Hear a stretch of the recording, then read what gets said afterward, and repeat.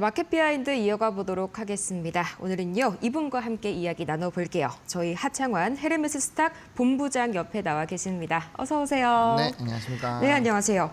이 간밤에 뉴욕 증시 3대 지수가 약 1.5%에서 2%가량 좀 크게 내려앉았었죠. 이게 아무래도 좀 장기 국채 금리 관련 이슈가 좀 핫하게 있었는데 관련해서 어떤 이슈들 있었는지 한번 돌아볼까요?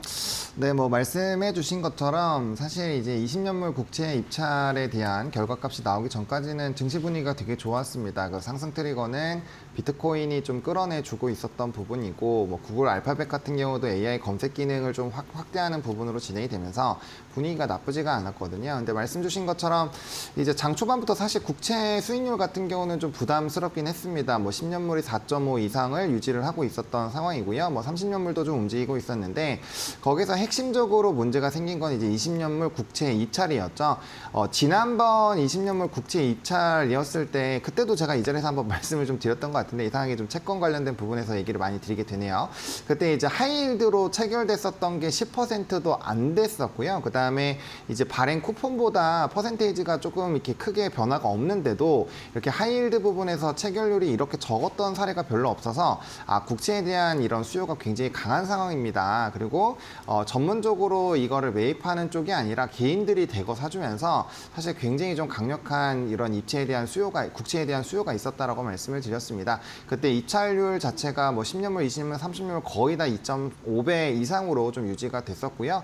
물론 오늘 같은 경우도 이제 입찰률만 놓고 보면은 2.48배입니다. 그래서 그렇게 보면은 낮은 거 아니야라고 높은 거 아니야라고 생각을 하실 수가 있는데 이게 하이힐드 쪽에서 체결됐었던 물량이 41%가 넘어요. 그러니까 최고가 부분에서의 발생한 그 부분이 굉장히 높다라는 거고, 그리고 5% 할인 쿠폰을 발행을 했는데 5% 이상으로 수익률이 체결이 됐습니다. 그 얘기는 즉슨 그만큼 채권에 대한 수요도가 매우 낮았다라고 보시면 될 것 같고요. 또 전문적으로 국채 입찰을 이제 하는 그 물량이 있는데 기간이라든지 이런 물량이 있는데 그 12%밖에 체결이 안 됐어요. 그러니까 굳이 이번에 안 해도 된다라는 거죠. 그래서 그만큼 이 국채에 대한 입찰률만 놓고 보면은 국채가 괜찮구나라고 생각을 할 수 있는데 이 전문적으로 들어오는 그런 쪽에서 물량이 적다라는 거는 향후 국채에 대한 수익률이 더 높아질 수 있다라는 걸 시사를 하고요.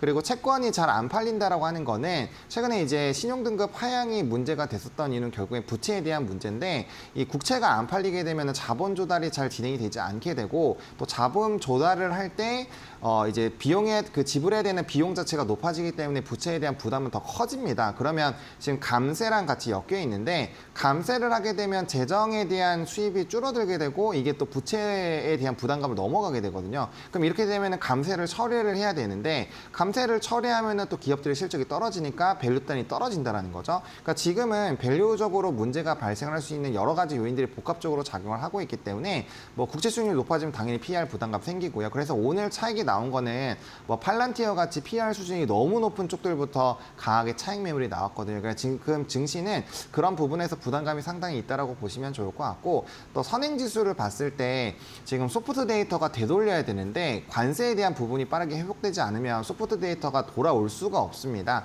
근데 그런 상황인데 지금 미국과 중국과에서의 지금 화웨이 관련된 이슈로 인해서 이제 반도체 칩에 대한 관세에 좀 격화 우려가 또 발생을 하고 있고요. 또 전극정제에 대해서도 지금 관세를 굉장히 좀 크게 부과한다라고 얘기를 하고 있기 때문에 90일 동안 관세에 대한 일부 회복된 부분들이 있긴 하지만 다시 한번 재점화가 될 수 있다는 점.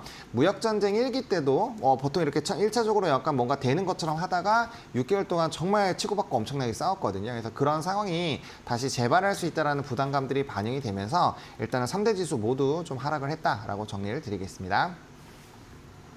네, 아무래도 이 하이힐드 관련 부분들이 계속해서 좀 시장에 이 하방 압력을 좀 더해주고 있는 것 같습니다. 좀 절대 무시를 할 수가 없는 부분인데 그럼에도 불구하고 또 최근 들어서 굉장히 좀 미증시와 우리 증시 디커플링이 강하게 나타나고 있죠.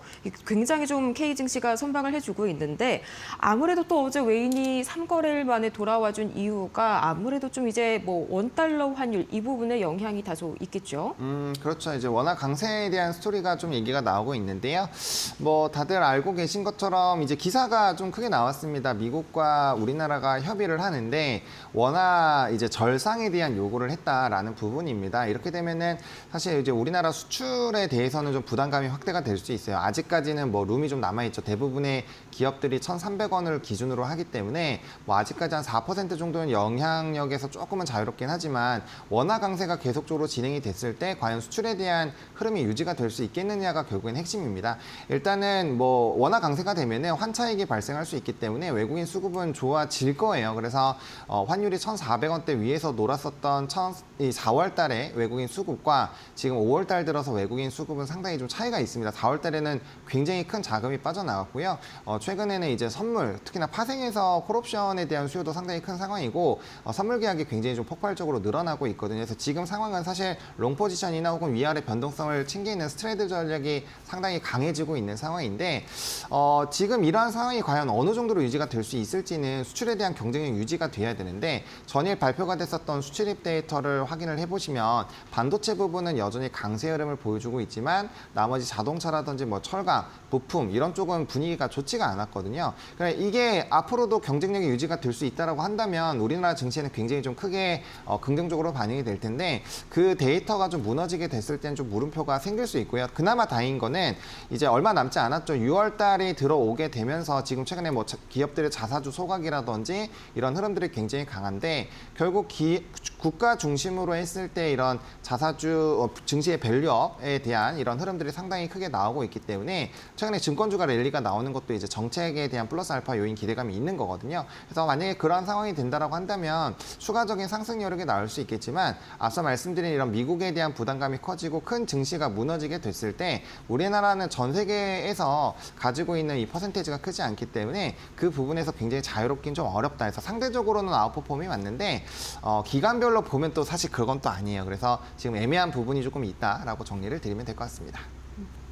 네, 뭐 비단 기업뿐만의 문제가 아니죠. 지금 뭐 서학개미 투자자분들도 굉장히 좀 눈물을 많이 흘리고 계시죠. 이제 아무래도 원달러 환율이 좀 많이 급락하게 되면 환차손 관련해가지고 문제가 또 많이 발생할 수 있을 것 같은데 이런 부분에 대해서는 좀 어떻게 대비할 만한 그런 이슈들이 있을까요? 뭐 만약에 그런 부분이 좀 걱정이 되신다라고 한다면 이제 방어주 쪽으로 포트폴리오를 바꿔 놓는 수밖에 없습니다. 지금 이제 증시가 사실은 꽤 많이 올랐고 그게 이제 조선이라든지 방산 이런 이제 기업들 중심으로 올라왔기 때문에 뭐 사실 산업적으로 본다라고 한다면 밸류적으로 조금 더 상방 룸이 남아 있기는 합니다. 근데 이게 산업이 아무래도 좀 중장기적으로 올라갈 수 있는 산업이다 보니 대외 변수가 좋지 않게 되면 단기 차익이 좀 세게 나오거든요. 그래서 뭐 실내로 방산도 이번에 다시 한번 랠리가 나오기 전에 고점 대비 30% 이상 조정이 나왔고요. 뭐 조선 같은 경우도 이번에 다시 신고가 갱신하기 전에 주가가 최소 20% 이상 하락했다라는 점, 뭐 변압기도 마찬가지죠. 한 30% 이상 조정이 나왔다가 지금 다시 올라가고 있죠. 그래서 전반적으로 주력 산업군들이 그렇게 조정이 나왔을 때 과연 지금 다른 데로 돈이 갈 데가 있느냐라는 부분에서 봤을 때 좀 물음표가 생긴다라는 거죠. 이번 달에 제일 많이 들어온 쪽이 반도체 쪽인데 반도체 같은 경우는 결국에는 HBM 필두로 움직이고 있기 때문에 엔비디아가 화웨이발 관련된 그런 영향이나 뭐 기타적인 부분에서 큰 타격을 받으면 안 됩니다. 그러면 HBM에 대한 전체적인 캐파가 줄어들 수 있고 중국에 대한 점유율이 높아지면 우리나라 반도체 경쟁력이 떨어져요. 그러면 증시가 추가적으로 상승하기 위해서는 지금의 주도주가 아닌 나머지 뭐 반도체라든지 뭐 자동차라든지 이런 쪽에서 상승이 나와야 되는데 그러한 상황이 나오기가 어려울 수 있다라는 거죠. 그러면 증시에 대한 이런 변동성이 나올 수가 있고 말씀해 주신 그런 이제 또 뭐 환차익이라든지 이런 부분이 발생을 할 수 있기 때문에 그렇게 된다면은 뭐 한국전력 뭐 최근에 많이 올라서 좀 부담스러울 수는 있겠지만 좀 방어적인 포트폴리오를 구축을 해 놓으시는 게 좋을 것 같고요. 뭐 사실 주식으로만 그렇게 할 필요는 없어요. 지금 뭐 미국 채권 수익률 굉장히 높으니까 단기적으로 이제 중장기채 관련된 부분을 포트폴리오로 짜셔도 되는 거고 아니면은 파킹 ETF 이럴 때 지금 인기 엄청 많거든요. 그래서 파킹 ETF를 활용해도 좋을 것 같고요. 아무래도 이제 수익률이 높아지게 되면 자연스럽게 뭐 RP든 다른 쪽에서도 수익률이 높아지기 때문에 지금은 이제 포트폴리오 관리하시기에는 뭐 어려운 구간은 아니다. 이렇게 말씀을 드리면 될 것 같습니다. 네, 그렇죠. 뭐 굳이 저희가 채권에 대한 선택을 할 수도 있는 거고요. 아예 포트폴리오 자체를 좀 다변화해보는 전략도 상당히 좀 중요한 시기인 것 같습니다. 자, 그럼 좀 섹터 얘기로 한번 넘어가 볼까요? 어제 깜짝 놀랐습니다. 이 트럼프 대통령이 골든돔이라고 어디서 많이 들어봤다 했는데 약간 아이언돔에 좀 착안을 받은 것 같아요. 근데 이제 차이점이 우주에서 바로 요격을 하는 거죠. 그렇죠. 우주 항공 기술이 반드시 좀 들어갈 수밖에 없을 것 같습니다. 맞습니다. 뭐 말씀해주신 것처럼 사실 아이언돔이랑 비슷하긴 한데 뭐 사실 이제 1970년도에 이미 스타워즈라는 이런 프로젝트로 진행을 하려고 했었는데요. 그게 이제 기술력이 부족하고 또 돈이 부족하다 보니까 진행이 안 됐습니다. 근데 이번에 또 한번 다시 진행을 하려고 하는 것 같고요. 이거는 이제 뭐 북한의 사실 탄도미사일 같은 경우도 우주 쪽으로 넘어서 오잖아요. 그래서 그런 타격들을 원천 봉쇄하기 위함이라고 보시면 좋을 것 같고, 말씀 주신 것처럼 좀 아이러니하게도 골든돔이 발표가 되면서 또 삼성에서도 우주 항공 쪽에 대한 이런 뭐 삼성물산에 대한 움직임, 또 삼성 리서치에 대해서 이런 우주 항공에 대한 전문가를 초빙하는 등 여러 가지 이슈들이 좀 있었거든요. 그러다 보니까 요거는 좀 크게 볼 수 있죠. 우리나라 대표하는 기업에서의 움직임. 그리고 다들 아시겠지만 삼성전자가 일단 투자를 하면 나머지 대기업들이 따라가거든요. 그래서 그런 상황으로 보게 된다면 국내외적으로 일단 플러스 알파 요인이 상당히 높다라고 보시면 좋을 것 같고요. 다만 아쉬운 거는 우리나라가 이런 위성에 대한 부분을 과연 선도하느냐, 그게 안 된다라는 거예요. 왜냐면 요번에 이제 그 골든돔에 관련돼서 투자하는 게 1,500억 달러 수준이고요. 우리나라가 올해 예산으로 이제 추가적으로 뭐 좀 해보겠다라고 하는 게 3,200억입니다. 그러니까 2.3억 달러밖에 안 돼요. 차이가 거의 뭐 100배 이상 좀 차이가 난다고 보시면 될 것 같거든요. 그래서 엄청나게 차이가 많이 나기 때문에 과연 이게 재정적으로 이렇게 뒷받침이 잘 될까라는 부분에 좀 물음표가 있고요.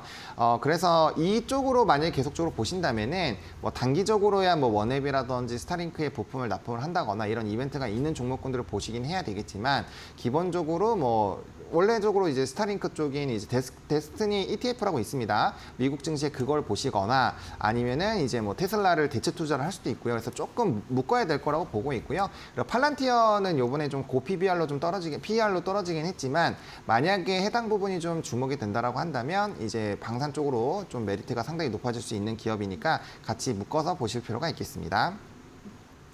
네, 뭐 삼성이 이제 뛰어들었다고 하니까 저번에 약간 로봇 쪽에서 레인보우 로보틱스 같이 좀 같이 따라오는 그런 현상을 좀 기대해봐도 좀 괜찮을 것 같네요. 자, 근데 또 조선주가 뭐 고공행진을 계속해서 이어가고 있습니다. 어제만 하더라도 이 HD 현대 조선사들 쪽에서 이슈가 상당히 크게 나왔었죠. 4월 매출액이 상당히 좀 많이 나왔는데 앞으로도 추가적인 상승 너무 좀 약간 고점 밸류 부담이 심하지 않나요?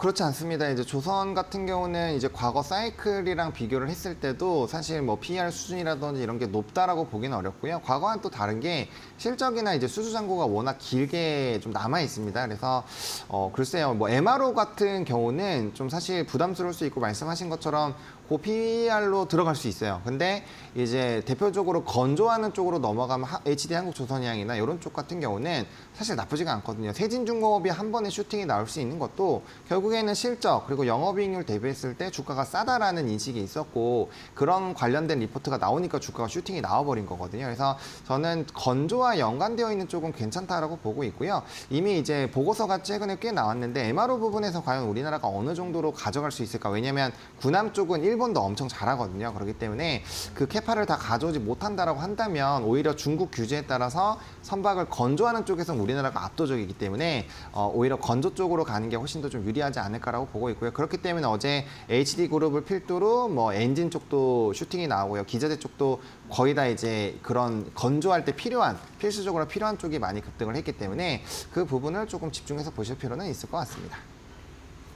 그리고 당연히 MRO 뭐 일본 관련된 이슈도 있지만요. 현재 너무 약간 고점 밸류에 위치해 있다는 점이 아무래도 MRO보다는 이 건조 쪽에 좀 더 집중을 해보면 좋겠다라고 조선주 한 번에 정리를 해주셨네요. 자, 이렇게 지금까지 저희 하창환 본부장 함께 해봤습니다. 고생 많으셨습니다. 네, 감사합니다.